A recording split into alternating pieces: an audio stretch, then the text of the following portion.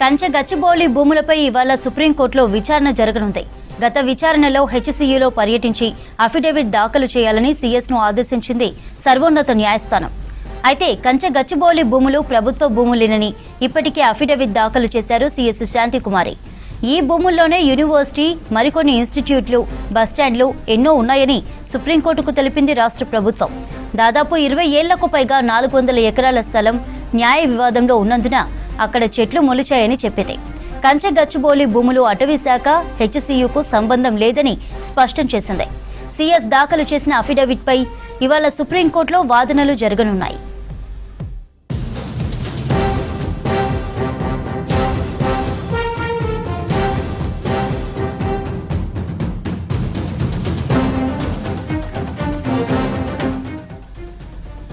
కంచె గచ్చిబౌలి భూములపై ఇవాళ సుప్రీంకోర్టులో విచారణ జరగనుంది. గత విచారణలో హెచ్సీయూలో పర్యటించి అఫిడవిట్ దాఖలు చేయాలని సీఎస్ను ఆదేశించింది సర్వోన్నత న్యాయస్థానం. అయితే కంచె గచ్చిబౌలి భూములు ప్రభుత్వ భూములేనని ఇప్పటికే అఫిడవిట్ దాఖలు చేశారు సీఎస్ శాంతికుమారి. ఈ భూముల్లోనే యూనివర్సిటీ, మరికొన్ని ఇన్స్టిట్యూట్లు, బస్టాండ్లు ఎన్నో ఉన్నాయని సుప్రీంకోర్టుకు తెలిపింది రాష్ట్ర ప్రభుత్వం. దాదాపు 20 ఏళ్లకు పైగా 400 ఎకరాల స్థలం న్యాయ వివాదంలో ఉన్నందున అక్కడ చెట్లు మొలిచాయని చెప్పింది. కంచె గచ్చిబౌలి భూములు అటవీ శాఖ, హెచ్సీయూకు సంబంధం లేదని స్పష్టం చేసింది.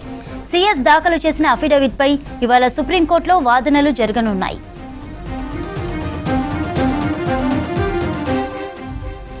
రైట్, ఈ ఇష్యూపై డీటెయిల్స్ తెలుసుకుందాం. మదర్ లైవ్ లో ఉన్నారు. మదర్, సుప్రీంకోర్టులో కంచె గచ్చిబౌలి ల్యాండ్స్ విచారణ జరగనున్నట్లు తెలుస్తోంది, మరి అప్డేట్స్ ఏంటి?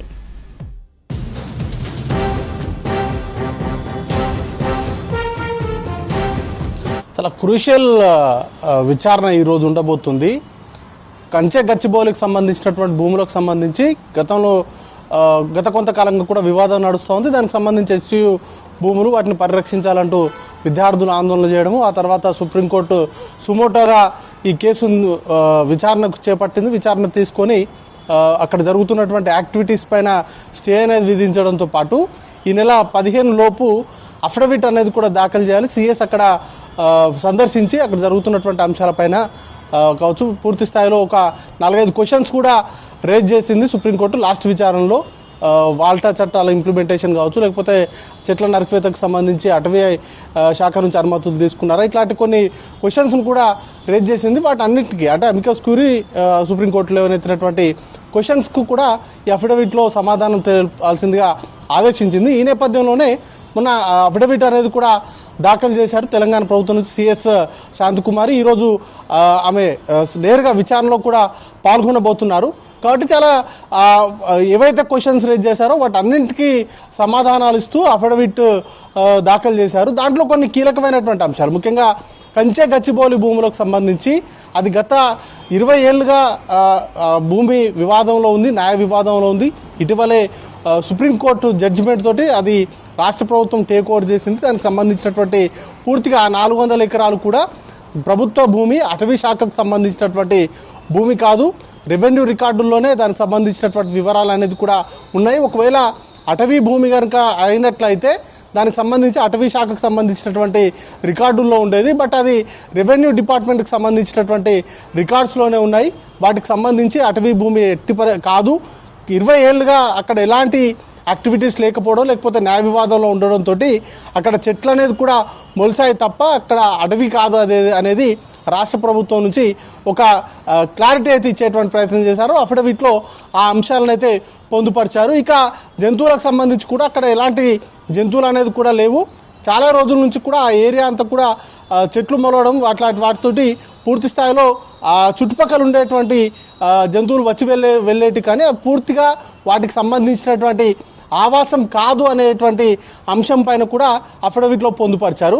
ఇక ప్రభుత్వం అక్కడ డెవలప్మెంటల్ కార్యక్రమాలు చేయాలనుకుంటుంది. తద్వారా ఉద్యోగ అవకాశాలు, రాష్ట్రంలో ఉన్నటువంటి యువతకు ఉద్యోగ అవకాశాలు అనేది కూడా పెరిగేటువంటి అవకాశం ఉంటుంది. వాటిని అభివృద్ధి చేసిన తర్వాత ఇక్కడ ఏవైతే జంతువులు ఉన్నాయని చెప్తున్నారో వాటికి సంబంధించినటువంటి ప్రత్యామ్నాయ మార్గాలు, వాటిని ఉంచేటువంటి అంశాలపైన కూడా రాష్ట్ర ప్రభుత్వం చర్యలు తీసుకుంటుంది అనేటువంటి అంశాన్ని కూడా స్పష్టం చేసినట్టుగా తెలుస్తూ ఉంది. వీటన్నిటికి సంబంధించి కూడా ముఖ్యంగా ఏవైతే క్వశ్చన్స్ రేజ్ చేశారో వాటన్నిటికి సంబంధించి కూడా అంటే చెట్ల నరికివేత తొలగింపుకు సంబంధించి కూడా పర్మిషన్స్ తీసుకునేటువంటి చెట్లు కేవలం 10ల సంఖ్యలోనే ఉన్నాయి, వాటిని కొట్టివేయలేదు, వాటిని తొలగించలేదు అనేటువంటి అంశాన్ని కూడా స్పష్టం చేసింది. ఇక ఈ రోజు జరిగేటువంటి విచారణలో అఫిడవిట్ పైన పూర్తి స్థాయిలో విచారణ అనేది కూడా జరిగేటువంటి అవకాశం ఉంటుంది.